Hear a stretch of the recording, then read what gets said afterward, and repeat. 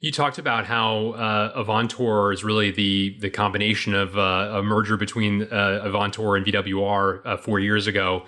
Two organizations, as you highlighted, were very acquisitive as well. And it sounds like a lot of the work pre-pandemic, not that you knew that there was any preparation towards something like that, was around weaving the fabric more tightly within the organization, perhaps setting standards, modernizing the footprint of the company, and making it a bit more holistic, as opposed to perhaps the different parts and pieces having kind of different ways of doing things as the default, perhaps, as may have been the historical norm. I can only imagine actually that the work done in the early parts of your tenure as CIO served the organization well over the course of the past year, as the need to be nimble required a greater degree of flexibility that may not have been there, but for some of the work that you and your team were doing in the first couple of years of your tenure as Chief Information Officer. I wonder if you could reflect on that a little bit. I think it's a great observation, Peter. I think, when I came into the organization, that the goal was, how do we have 1+1 = 3 and not 2? So how do we take advantage of all these fantastic assets that we have and get closer to our customers?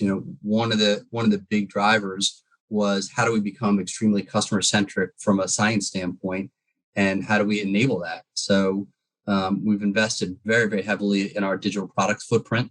As I mentioned, the significant majority of our business goes through e-commerce today, offering platforms to help our customers do inventory management and do equipment management, all the way through truly integrating all the ERP systems that we had through all the different acquisitions. So which gave us visibility to global data, which gave us visibility to inventory across the business, gave us visibility to 360 view of customers.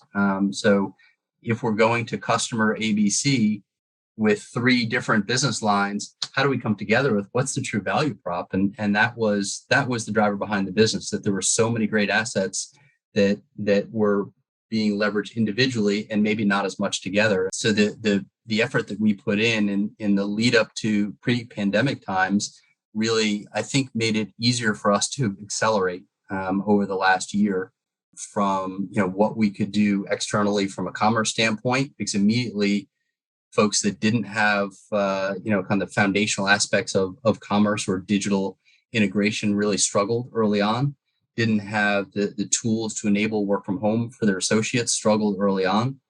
And we had a tremendous demand, both upstream and downstream, from, hey, we want to digitally integrate with you. We want to get rid of paper. We can't operate that way anymore. So I felt like we were in a pretty good position, and really we're looking out strategically for how do we continue to help drive where we were trying to take the business.